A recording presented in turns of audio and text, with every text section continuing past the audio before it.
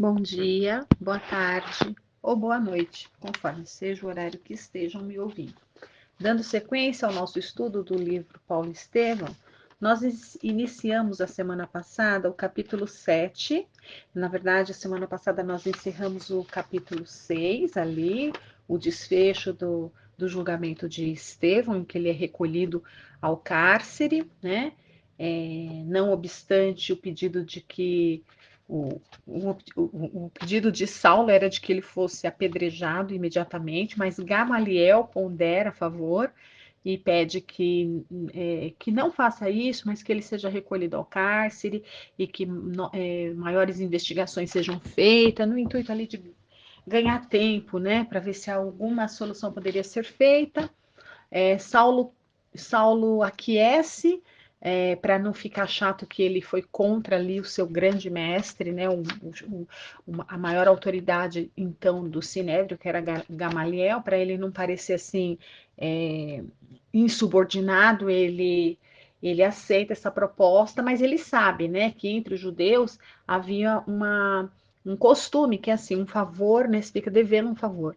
Ele aceitou essa proposta de Gamaliel, mas, por outro lado, Gamaliel agora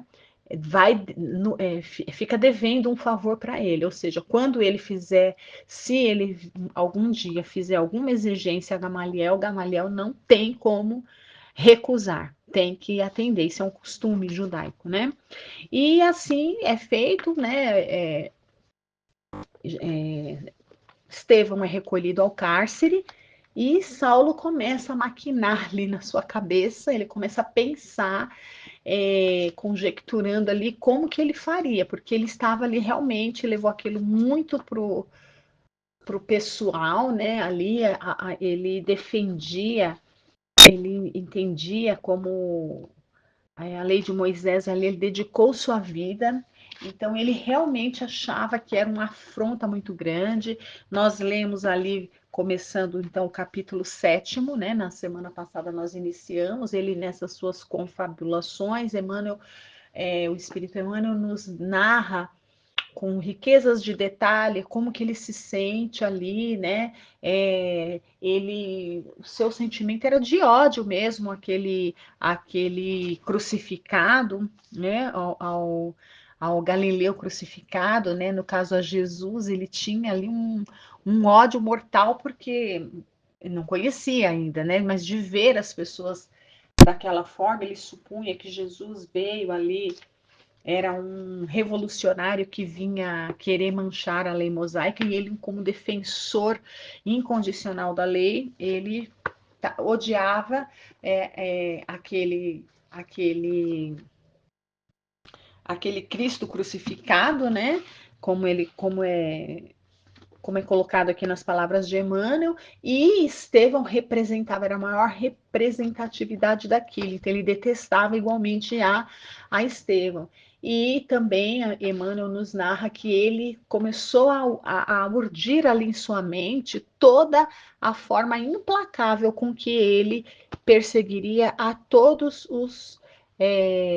aqueles galileus, né, os homens do caminho, particularmente a Pedro. Ele já estava com foco ali, ele achava que Pedro era o grande líder daquele movimento, então que ele já estava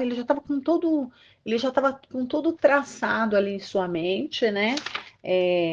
Ele sabe exatamente com quem ele poderia fazer as alianças, ele sabe quem eram as pessoas simpáticas aos seus ideais farisaicos e quem eram aqueles ali mais simpatizantes com os ideais de bondade, no caso de Gamaliel.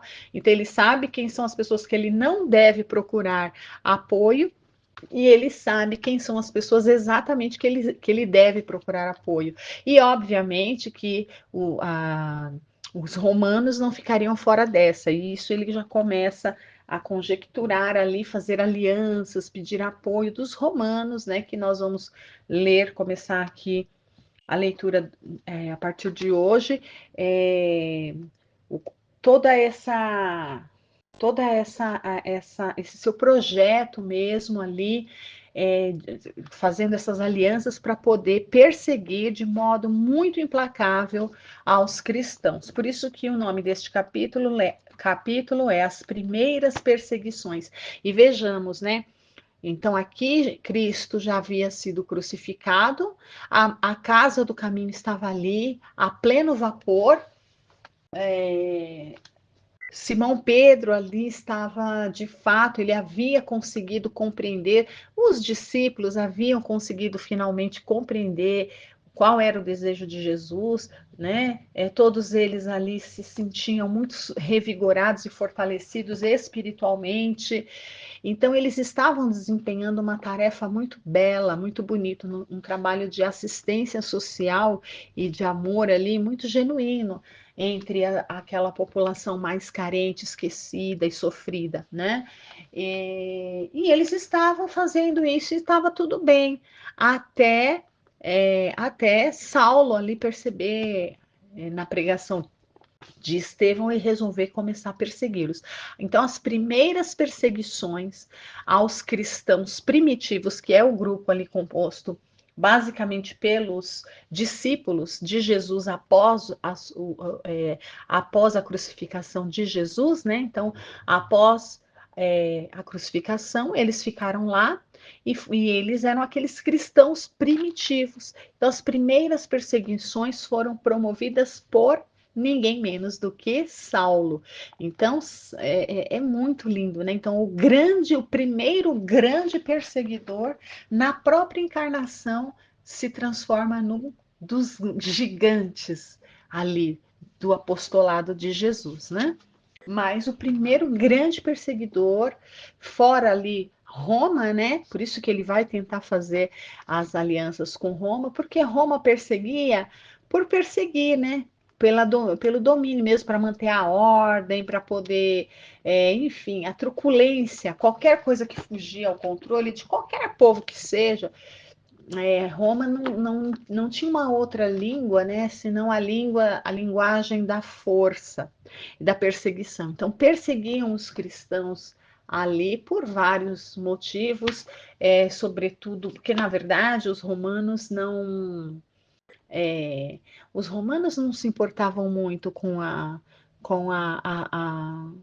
religiosidade, né, dos povos que eles dominavam. Então, eles dominavam ali aquele povo, todos aqueles judeus eram dominados, aquela região toda era dominada por Roma, e o que importava para eles, né? Que eles ficassem ali escravizados, pagando seus impostos. Roma tinha aquela coisa de se sentir superior, né? E eles deveriam aceitar aquilo quietos e não perturbar qualquer qualquer movimento que eles fizessem, qualquer coisa que eles julgassem ali como alguma contravenção, pela truculência, pela a forma de colocar ordem era muito truculenta. Então eles eram ali escravizados, eles sofriam penas de sofrimentos corporais terríveis, como a gente viu que aconteceu com o próprio pai de Gesiel, né, com o próprio pai do Estevão, com o próprio Estevão, quando ali feriam algum interesse, né, alguma coisa ali de Roma, mas não propriamente por causa das questões religiosas. Roma não se importava com a, a religiosidade, mas assim, o que isso poderia gerar, né? Se eles achassem que a forma de exercer a sua religiosidade fosse algo que provocasse, por exemplo, alguma desordem social, eles iriam partir para cima usando a força, né? Como se eles estivessem, vamos dizer assim, praticando algum ato. É, de baderna, vamos dizer assim, e não exatamente porque estavam praticando a sua fé, né?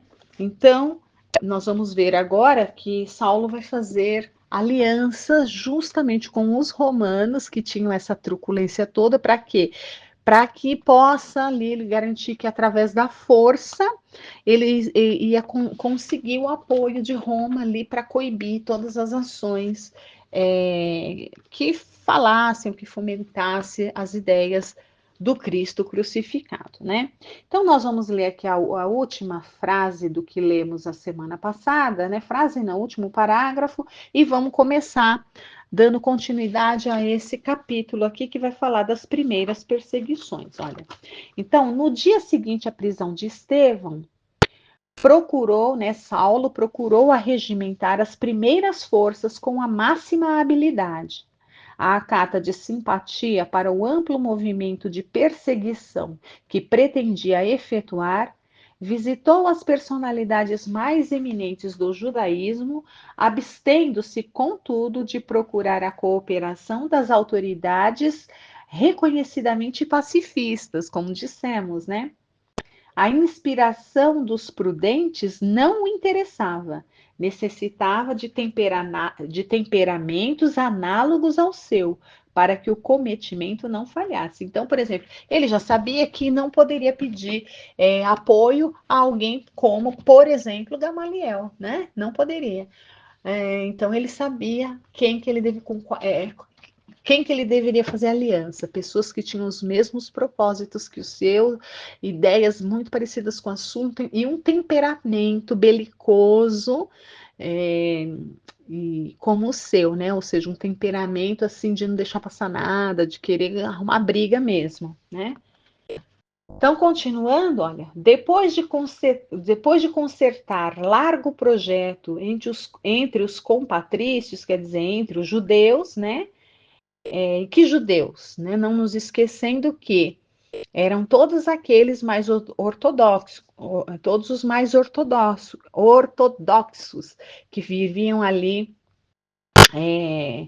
que eram mais ali os fariseus, os saduceus, né? Então, esses grupos de judeus ali eram aqueles que mais interessavam. E lembrando que os galileus, que eram aquele grupo que vivia mais ao norte ali, eles eram muito discriminados, era um grupo de judeus muito discriminado pelos demais, por quê? Porque eram pessoas assim não ortodoxas. Então elas não ficavam ali seguindo muito a forma, eles eram pessoas assim mais simples, né? Pessoas com hábitos mais como se fossem ali pessoas mais do campo mesmo, né? Mais entre aspas aqui, isso é uma colocação, uma analogia minha aqui, né? Como se fossem assim, os caipiras da época, sabe? Então eles eram ali aquelas pessoas que eram mal vistas porque eram pessoas mais simples, mais do interior, digamos assim, né? No caso não do interior, mais ao norte, que era uma região mais pobre. Eles não eram muito ligados ao farisianismo. Então, os galileus eram muito odiados e eram pessoas assim mais simples, mais pobres, mais com maiores dificuldades, né, menos instrução e tudo mais. Então, eles eram muito mal vistos por isso daí. E os discípulos de Jesus eram ali quase que na sua totalidade galileus, né? O próprio Jesus era um galileu. Então, eles eram muito mal vistos entre os próprios judeus, né? Então, quando ele vai procurar essas alianças, essa ajuda, obviamente que ele não vai procurar, olha, abstendo-se, contudo, de procurar cooperação das autoridades, né? Pacifistas. Então, o que que ele vai fazer? Ele vai atrás, olha, depois de consertar largo projeto entre os compatrícios, solicitou compatrícios, que são judeus, obviamente, deixando de fora esses galileus, né? Aí ele vai procurar ajuda, além dos judeus, olha, solicitou uma audiência da corte provincial, né? Ou seja, foi atrás dos romanos, né? Para obter o apoio dos romanos encarregados da solução de todos os assuntos políticos da província. O procurador, né, que era um romano, apesar de residir oficialmente em Cesareia, estagiava na cidade e ali tivera notícia dos fatos interessantes da véspera. Que fatos, né? O julgamento de Estevão, porque foi um acontecimento, um grande acontecimento, foi uma coisa assim que mobilizou, todo mundo parou para assistir, né? Lembram disso, né? Recebendo a petição do prestigioso doutor da lei, hipotecou-lhe solidariedade plena, elogiando as providências em perspectiva. Então, Saulo fez ali uma petição pedindo, né, pedindo rigor nas investigações daquele povo, pedindo que eles fossem ali investigados, né? No caso, os homens ali do caminho, aqueles galileus, tá? E esse procurador, olha, recebendo a petição do prestimoso doutor da lei, hipotecou-lhe solidariedade plena, elogiando as providências em perspectiva. Seduzido pelo verbo fluente do moço rabino, fez-lhe sentir com a displicência do homem de estado de todos os tempos e em quaisquer circunstâncias pelos assuntos religiosos, que reconhecia no farisaísmo razões de sobra para mover combate aos galileus ignorantes que perturbavam o ritmo das manifestações de fé nos santuários da Cidade Santa. Concretizando as promessas, concedeu imediatamente ao moço de Tarso a necessária outorga para o feito colimado, ressalvando naturalmente os direitos de natureza política que a suprema autoridade romana devia manter intangíveis. Então, o que ele fez nessa petição? Ele não pediu para que Roma ficasse de olho e investigasse. Porque Roma, como eu acabei de dizer, né, não estava muito preocupada com. Não estava muito, não estava nada preocupada com as questões religiosas, se acredita nesse ou naquilo, se acredita em Jesus como sendo o Messias ou não, se acredita só em Moisés. Para Roma, isso pouco importa, porque eles não acreditavam nem em Deus, quanto mais nos seus profetas, né? Eles não faziam a menor, para eles isso aí não queria dizer nada. Então eles não iam ficar perdendo o tempo deles, gastando energia para ficar resolvendo essas questões, né? Aceitam Moisés, é Jesus, eles não iam ficar perdendo tempo. Então, o que ele faz, né? E tanto os judeus sabiam disso, tanto os fariseus sabiam disso, que o que ele propõe, o que ele pede? Ele pede que Roma conceda a ele os direitos de investigação nesse sentido. Ele, o próprio Saulo, né, Roma não vai perder o seu tempo fazendo isso.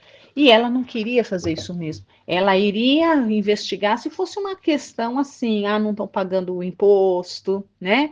Aí ela interviria aí com mão de aço, né? Mas essas questões que envolviam a religiosidade, ela não ia perder tempo. Mas para mostrar que ela que controlava, o procurador falou: ok, você te dou esse poder, né? Só que o teu poder vai só até o fato de você investigar essas questões aí religiosas, só isso, né? Porque Roma não ia perder seu tempo com essas questões. Poderes políticos, obviamente, ela não ia outorgar ali para Saulo, né? Então, olha, mas concedeu a ele os poderes de poder investigar os homens do caminho da maneira como ele achasse melhor, fazer o que ele entendesse que deveria ser feito, né? Ah, então, olha,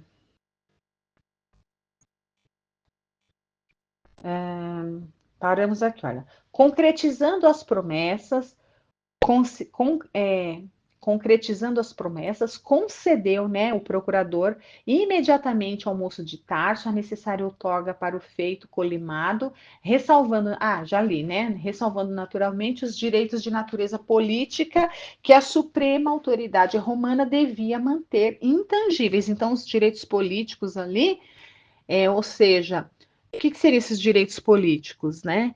Ele poderia investigar, mas ele não teria autoridade para ir, ele não poderia se declarar uma autoridade além do que o que ele era, além de um doutor da lei judaica. Acima disso, não. Né? Então, ou seja, ele não poderia ir além disso, só poderia estar cuidando dessa questão religiosa. Se, por exemplo, fosse atribuído aos nazarenos algum crime de ação assim, sei lá, política que fosse contra os interesses de Roma, como estavam querendo imputar a Jesus, né? Mas que nem o próprio Pilatos percebeu isso, né? Apesar que eles tentaram imputar, mas Pilatos não viu isso em Jesus.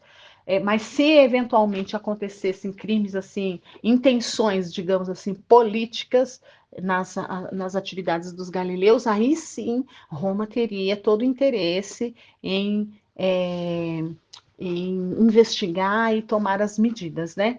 Mas não era o caso aqui, era só questão religiosa, então eles deram essa outorga a Saulo. Entretanto, bastava ao novel rabino a adesão dos poderes públicos aos projetos aventados.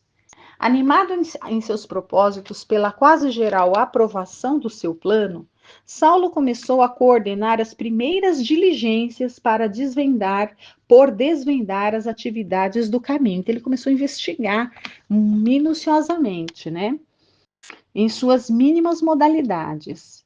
Obcecado pela ideia da desforra pública, então ele queria vingança, né? Idealizava quadros sinistros na mente superexcitada.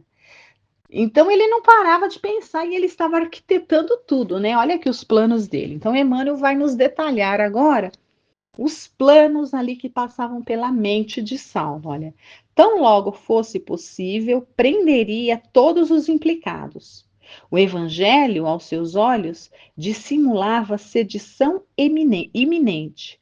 Apresentaria os conceitos oratórios de Estevão como senha da bandeira revolucionária, de maneira a despertar a repulsa dos companheiros menos vigilantes, habituados a pactuar com o mal, a pretexto de acomodatícia tolerância. Então, ele está querendo levar para o lado de que eram revolucionários, né? Contra a lei mosaica. Combinaria os textos da lei de Moisés e dos escritos sagrados para justificar que se deveria conduzir os desertores dos princípios da raça até a morte. Então, veja, ele tortura, é o que a gente chama em ciência, né? Quando aparecem uns estudos aí falando que coisas que a gente sempre usou, sempre, né? Agora aparecem estudos na ciência, é um parênteses. Às vezes a gente vê assim, aparece na televisão uns estudos falando que uma coisa que a gente, por exemplo, a história da humanidade mostra que a gente sempre usou e nunca aconteceu nada. Aí, de repente, agora aparece um estudo falando, olha, isso aí faz mal. O que é? O que a gente costuma dizer? Tortura-se os dados, né? Isso se chama torturar os dados. Você tortura os dados de uma maneira tal, você manipula de uma maneira tal que você obtém o resultado que no final você mesmo quer que seja. Né? Então, o que ele está fazendo aqui nada mais é do que isso. Ele vai manipular as leis ali, que no caso são a lei de Moisés e as escrituras antigas. Ele vai fazer uma combinação, ou seja, vai pegar, sabe, tirar de contexto, vai pegar uma frase daqui, misturar com uma de lá e tal, que ele ia, ou seja, ia torturar os dados de uma maneira tal que ele ia conseguir, mostrando que estava ali na lei, né, de alguma forma, para quem não investiga, quem não estuda e quem acredita cegamente, falar, olha, tá aqui, olha, como eles estão subvertendo. Então, essa tática não é uma coisa nova, né? Essa coisa de torturar dados, de fazer fake news, de pegar frases fora de contexto e misturar com outras coisas, e sabe assim, isso é uma prática que já existe desde lá do passado, não é novidade, não. E Saulo estava usando dessa técnica aqui, né? Ele já estava, na verdade, estava usando, não, ele estava arquitetando em sua mente que ele faria dessa maneira, né? Então, olha, obcecado pela ideia de desforra pública, idealizava quadros sinistros na mente superexcitada. Tão logo fosse possível, prenderia todos os implicados. Já li tudo isso aqui. Apresentaria os conceitos oratórios de Estevão como senha da bandeira revolucionária, de maneira a despertar a repulsa dos companheiros menos vigilantes, habituados a pactuar com o mal, a pretexto de acomodatícia tolerância. Também já li. Combinaria os textos da lei de Moisés e dos escritos sagrados para justificar que se deveria conduzir os desertores dos princípios da raça até a morte, demonstraria a irrepreensibilidade de sua conduta inflexível. Tudo faria por conduzir Simão Pedro ao calabouço. Na sua opinião, devia ser ele o autor intelectual da trama sutil que vinha formando em torno da memória de um simples carpinteiro. No arrebatamento das ideias precipitadas, chegava a concluir que ninguém seria poupado nas suas decisões irrevogáveis. Então, ele já estava certo que as suas decisões ali não ia ter como, não ia ter jeito ali para ninguém, né? Ele estava muito firme nas suas ideias. Nesse dia, singularizado pela visita às autoridades em evidência, no intuito de as atrair à sua causa, outros fatos surpreendentes vieram a agravar as preocupações que o assoberbava. Ah, isso aqui foi importantíssimo. Olha o que vai acontecer. Nós vamos ler aqui esse fato e vai ficar essa parte para a próxima semana para a gente refletir maior. Mas olha, ele vai citar dois nomes aqui, olha, Oséias Marcos e Samuel Natan. Então, veja, Oséias Marcos e Samuel Natan. Quem são esses personagens que aparecem aqui agora? Esses dois são dois judeus ali, seguidores e adeptos e simpatizantes dos fariseus, né? Farisaísmo que fala, né? Então, esse Oséias Marcos e esse Samuel Natan, eles eram muito simpatizantes do farisaísmo. E eles eram, olha, dois compatriotas, ou seja, dois judeus adeptos do farisaísmo, riquíssimos. Eles eram muito ricos. E eles eram de Jerusalém. E eles estavam ali assistindo ao interrogatório do Estevão. Lembra que foi uma coisa ali que mexeu com todo mundo. E olha o que aconteceu, olha. Depois de ouvirem a defesa pessoal de Estevão, né, que nós ficamos ali algumas semanas estudando a sua defesa, as alegações finais de Estevão, né? Depois de ouvirem a defesa pessoal de Estevão no Sinédrio, impressionados com a eloquência e justeza dos conceitos do orador, distribuíram com os filhos a parte da herança cabível a cada um e doaram o restante, né? E doaram ao caminho, né? Os homens do caminho ali, a turma ali da casa de Simão Pedro, o restante de seus haveres. Eles eram riquíssimos, eles salvaguardaram a herança dos filhos, né? A parte que cabia aos filhos como herança, eles deu, e o excedente, o excesso dessa riqueza, distribuiu ali entre os homens do caminho, né? Para isso, né, procuraram Simão Pedro, beijando-lhe as mãos calejadas no trabalho, depois de lhe ouvirem a palavra acerca de Jesus Cristo. Então, esses homens, olha só o que aconteceu aqui, gente, isso aqui é importantíssimo, né? A gente pode, talvez, aqui imaginar quem são esses dois, quem são esses espíritos, né? Não esses homens, quem são esses espíritos? Oséias Marcos e Samuel Natan. Não seriam eles aqueles que vieram para dar testemunho, né, de Jesus, de alguma forma? Porque eles só ouviram a pregação, eram espíritos assim que já estavam preparados, eles só precisavam ter um contato. E o contato que eles tiveram foi o quê? Ouvir a própria defesa de Estevão. Quando eles ouviram a defesa, que foi tão bela como nós lemos aí as semanas antecedentes, aquelas palavras de Estevão, a forma como ele falava daquele Messias, tocou a fibra mais íntima, as fibras mais íntimas do coração desses dois homens riquíssimos, a ponto deles distribuírem ali a parte da herança para os seus filhos e o restante totalmente entregar para os homens do caminho, ali para Simão Pedro, após escutar. Eles foram procurar Simão para saber de maiores detalhes. E Simão, que conviveu com o Cristo, contou para eles. E eles ali sentiram no seu coração, eles não tiveram dúvida, o Messias havia chegado. Porque o povo judeu esperava ansiosamente ao Messias, né? Só que aquela característica de orgulho daqueles que ainda, né, traziam essa chaga no seu coração, não conseguiam conceber a ideia de que o Messias viria ali entre os mais simples ali da Galileia, mas um coração preparado, um espírito preparado, que era o caso desses dois, certamente reconheceriam, mesmo sem ver, bastando ouvir alguém falar deles. Então veja, esses dois espíritos aqui, peça-chave, eles são peça-chave aqui para perceber o quanto isso vai mexer com a cabeça de Saulo. Vamos terminar a leitura deste parágrafo e nós vamos continuar semana que vem. Então, olha, eles beijando as mãos, né, de Simão Pedro, eles ouviram ali acerca de Jesus Cristo e entregou a todas o restante da sua riqueza para eles ali.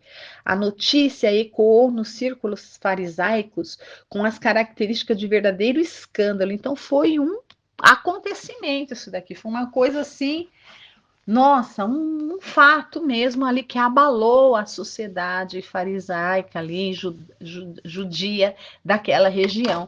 E nós vamos então parar por aqui, né? Continuaremos a semana que vem para ver as implicações dessa atitude desses dois compatriotas de Saulo nessa atitude, né?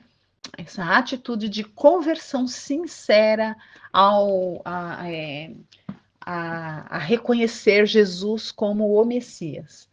Agradeço a todos por estarem aqui acompanhando a leitura. Fiquem com Deus, tenham uma excelente semana.